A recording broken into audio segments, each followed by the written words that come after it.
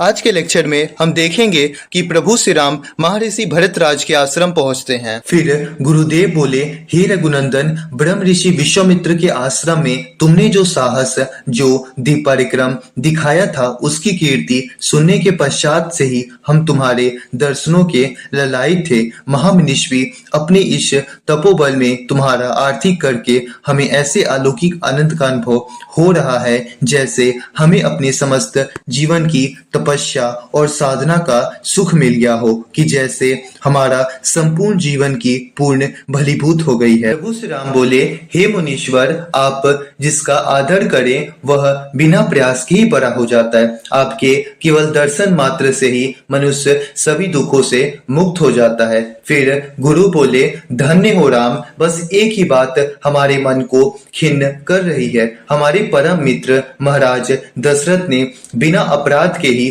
तुम्हें वनवास कैसे दे दिया? प्रभु श्री राम बोले, आप तो त्रिकालदर्शी हैं, सर्वज्ञ हैं। आप तो जानते ही हैं कि पिताश्री ने मुझे वनवास देकर मुझ पर कितना कृपा किया है कि मैं आप जैसे पुण्यतीर्थ महात्मा के दर्शन कर सका। गुरु बोले, हे पुरुषोत्तम, अपने मर्यादा के अनुकूल ही निर्विकार भाव है तुम में कि बिना किसी अपराध के निर्वासित होकर वनवास के दुखों को भोगोगे। ये बात सोचकर हमारा हृदय अत्यंत भयभीत हो रहा है। उस राम बोले, विश्वास कीजिए पूंजीवर, मैं सौगंध से कहता हूँ, क्लेश मात्र भी दुख नहीं है। वनवास में अत्यंत आह्लादकारी अनुभव हो रहा है। वनवास के नवजीवन में आप जैसे महामनीषी मुनियों तपस्वियों के दर्शन होंगे। भांति भांति के सहस सत्कर्म और असज्जनों की सेवा का अवसर प्राप्त होगा। महर्षि बोले, धन्य हो रघुकुल केसरी,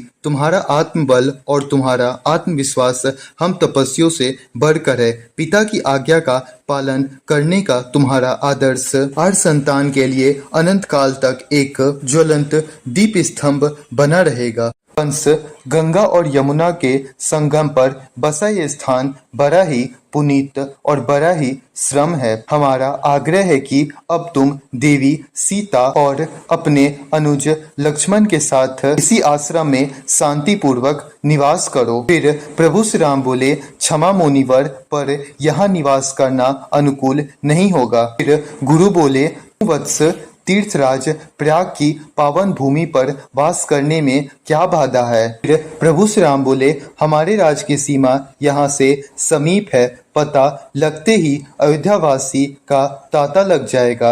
आपके आश्रम की शांति भी भंग होगी और हमारा उद्देश्य भी पूरा नहीं होगा। अतः एकांत स्थान में कोई स्थान बताने की कृपा। फिर गुरु बोले, यहाँ से 10 कोस की दूरी पर चित्रकूट नामक एक परम पवित्र और बहुत ही रामणिक पर्वत है कि वहाँ भी अनेक साधक तपस्वी अपनी अपनी तपस्या में लीन रहते हैं। वह स्थान तुम्हारे लिए उपयुक्त रहेगा। फिर प्रभु श्री राम बोले, चित्रकूट किस मार्ग से होकर जाना होगा मुनिवर? फिर गुरु बोले, राम, कि तुम जिस मार्ग से भी जाओगे वही मार्ग तुम्हारे लिए सुगम हो जाएगा। उसके लिए तुम्हें यमुना पार करना होगा। वहाँ कोई नाव नहीं मिलेगी। निषाद राज तुम्हारे साथ हैं, उनके सहायता से बांसों का एक बेड़ा बना लेना। उस पार कुछ दूर चलकर सामबट नाम का एक पवित्र वृक्ष मिलेगा, जिसके छाया में कई सिद्ध पुरुष अपने अपने तपस्या में लीन होंगे। वह दिखाई नहीं देंगे। उन्हें प्रणाम करके उनका आशीर्वाद लेना।